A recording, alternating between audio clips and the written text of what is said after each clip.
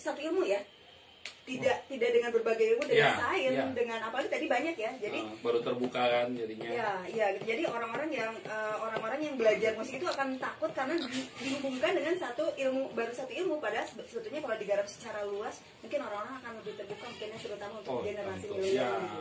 Jadi, nah itu tugasnya manusia gitu sebetulnya, untuk mencari perjalanan petualangan hidupnya dengan ilmu apa yang dia interest di dalam hidupnya. Kalau saya sendiri jujur dengan musik, makanya kita konsisten ya di musiknya. Iya dong. Dan tugasnya, karena kita yakin benar kan. Ya, tugasnya saya sebagai maksudnya ya support anak ayahku untuk tahu tentang musik lebih jauh gitu kan, dibahas secara mungkin nanti dengan spiritual, dan akan ada pokok bahasan itu, tapi ada banget dengan justru musik itu tercipta dari spiritual. Betul. Jadi ada nanti mungkin pokok bahasan itu akan berlanjut ke musik secara hubungannya dengan spiritual, tapi dengan saintis, dengan tentunya dengan orang-orang yang mungkin yang mau mencari ilmunya, jadi bukan dengan satu sosok yang dia hanya menjelaskan dengan satu ilmu. Kalau saya sendiri pengennya semua dihubungkan, betul kata Kang Hendra tadi. Jadi mungkin anak-anak lebih terbuka dan lebih, ya memang harus begitu ya hidup itu ya, harus menggali ilmu lebih banyak deh. Makin digali makin dalam, nanti makin rumit, makin spesifik. Begitu. Ya, Kang Hendra, mungkin kalau disimpulkan dengan bahasa, ya kalau saya bilang sih 19 itu masih mencari-cari lah ya, di pikirannya, cara paradigma berpikirnya masih mencari, masih ya. Mencari, bahkan aku juga masih mencari sebenarnya. Ya. Dan kita akan terus mencari terus. Selama kita hidup itu pasti kita akan selalu mencari, betul tapi nggak? 19 tahun aku kan liar dah berpikir.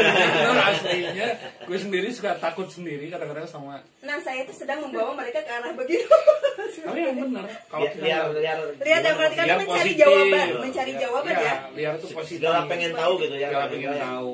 Nah, betul sepakat, lihat dalam arti kata tanda baik ya. Iya. Gitu. Jadi kalau kalian zoom, aku juga zoom.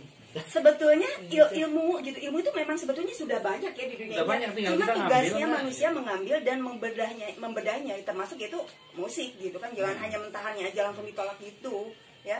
Dan tadi yang mengoperasikan, ya saya bilang itu membedah dari Kang Hendra maksudnya ya bisa survive hidup dari kemampuannya, dari skillnya, dari musiknya, itu luar biasa ya. Dan kita bisa nolong orang dari musik. Banyak loh kalau dikaitin dengan spiritual.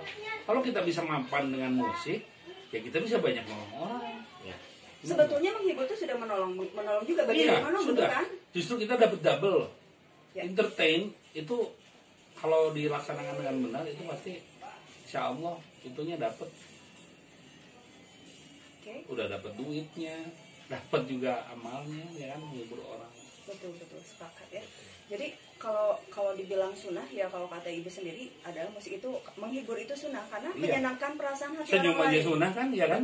Senyum itu sunnah. Senyum sunnah, musik more itu. Than smile ya. Yes, I'm agree with Kang Hendra ya. Jadi kapan sih kamu nggak agree? Orang pernah. Yang orang. Tapi I don't care. Gue mah orangnya gampang ngelupain sih kalau yang gitu-gitu. Ngomong apa sih ini? Enggak, maksudnya yang kesal-kesal, yang gitu-gitu gampang ngelupain gue orangnya. Perasaan aku mah gak pernah bikin kesal kakak kelas ya? Ya gue yang kata lo bikin kesal. Gue tahu arahnya kemana. Iya, ya gitu. Kali mungkin ada lagi yang ditanyakan, mumpung kita ada kecil mau tanya. Ali mau tanya nggak, musik itu apa, Om Hendra? Atau mau tanya yang lain lah, bebas lah pokoknya tentang musik. Ada? Oh belum. Kali terutama yang lebih besar dan lebih menggeluti musik untuk saat ini. Mungkin ada pertanyaan. Patah hati mungkin dia. Bisa loh itu. Jadi karya kan? Apa? Iya jadi karya. Bisa jadi karya. Tapi benar. Gimana ya? Semakin sering patah hati semakin banyak karya. Kalau sebaliknya benar.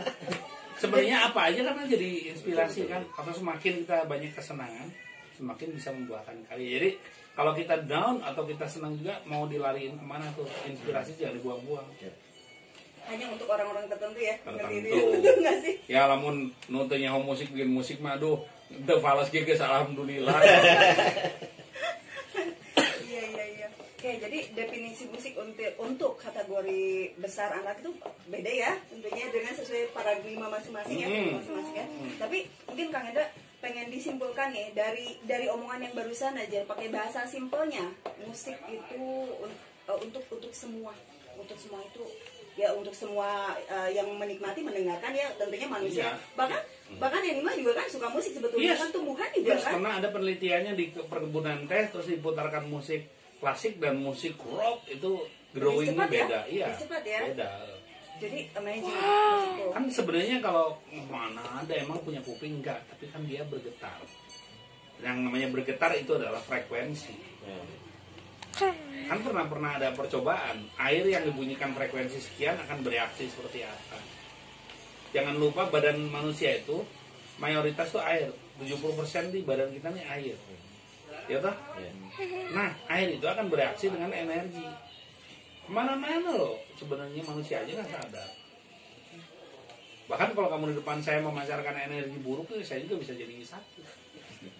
Misalnya energi kamu tuh memang dengki terus atau pendendam, itu juga bisa menimbulkan reaksi terhadap orang. Nih, ini kita ngomong kemana aja nih? Pernah nggak kamu ketemu sama orang ngobrol juga nggak, cuman kali liatnya tuh empet banget nih, pernah nggak? Sih gue tuh nggak tahu kenapa, mungkin nyebelin gitu, nggak kenal. Itu tuh sebenarnya ada koneksi satu dengan yang lain. Lo tahu ini tuh auranya kurang bagus, tapi anak gue yang namanya aura bagus. Karena didikan orang tuanya ya, tentunya ya. Ya insya Allah. Ini kan Bu Yayu juga. Iya. Itu selalu exciting loh kalau mau ada Bu Yayu datang. Sih aku belajar lagi. Generasi keep in touch antara anakmu dengan anak-anakku ya, iya. Ya ke depannya gitu ya. Oke, kalau simpulkan bahasa umumnya yang mungkin mudah dimengerti oleh orang yang aku tidak bingung karena aku terliar sebenarnya. Ya, soalnya musik itu ini orang tua itu kan tidak menimba musik semua, mereka hanya penikmat musik. Ya kalau simpelnya musik itu adalah hasil daya cipta manusia yang diwariskan, yang memiliki unsur-unsur harmoni. Harmoni itu bukan hanya harmoni dari chord lah kalau musik, tapi ada harmoni juga dengan keselarasan alam semesta. Dia punya misinya banyak, bisa edukasi, misinya bisa motivasi dan mengekspresikan apa yang ada di hati yang memainkan atau menciptakannya. Gitu sih kalau aku sih. Sorry ya kalau rada nggak bisa spesifik, emang nggak bisa terlalu spesifik. Tapi yang jelas mah musik itu adalah hasil dari cipta manusia yang diwariskan. Sama dengan definisi kebudayaan, ya kan? Gitu juga. Dari cipta manusia, kalau musik itu kontennya adalah nada, ya kan? Atau apa? Ketukan yang gitu lah. Pokoknya unsur-unsur itu ya. Tapi kalau kebudayaan itu luas, bisa tradisi, bisa macamnya. Kalau musik hasil dari cipta manusia yang diwariskan, ya kontennya ya nada dan ketukan. Itu sih kalau aku mah. Sorry kalau terlalu liar. Guys, oke nggak apa-apa, karena ya itu nanti yang liar itu kita bicarakan di pertemuan berikutnya ya. Akan lebih maksudnya menjelaskan musik lah ke dalamnya. Karena aku ini suka baca. Sebulan itu mungkin bisa 15 buku yang wow. Dan satu buku itu kadang-kadang 700 halaman. Nah, kalau kamu sedang baca, misalnya aku mau review sedikit yang aku baca ya, misalnya buku saintis Yuval Noah Harari, itu aku baca juga. Kalau novel udah pastilah Agatha Christie sama Sidney Sheldon aku baca. Kalau buku-buku self motivation yang muda-muda kayak Mark Manson, Anthony Robbins aku baca. Sehari. Kalau Indonesia Dewi Lestari semuanya udah aku baca. Bacanya pakai apa? Pakai HP. Jadi e-book sih. Nah, maksudnya ya kita emang nggak boleh berhenti belajar kan. Itu yang penting deh itu tagline-nya. Jangan berhenti belajar. Kalau enggak kita nanti akan mempertahankan argumen yang sebenarnya udah basi ya. Hati-hati loh. Karena gini loh, aku sampai karena tiba-tiba ekstrim dan liarnya pikiran aku. Kita tuh terlalu sering berasumsi, bener nggak? Misalnya misalnya kamu jadian sama orang, terus tiba-tiba dia telat atau kamu masuk siapa mengaret, padahal lu nggak tahu kalau bannya kempes atau kenapa ya bannya kempes itu atau apa. Kalau positif pasti kamu telepon kenalan bro, gitu ya. Tapi kalau kita makanya gue bilang kadang-kadang mungkin asumsi itu lebih cepat dari kecepatan cahaya. Iya. Gitu. Berarti ya. Oke, ada lagi mau tanya nggak, Kang Deden? Mau bertanya? Oh, pasti berat. Tadi enggak lah. Saya kopi mana dan minum. Saya dari tadi ya kan dengar terus.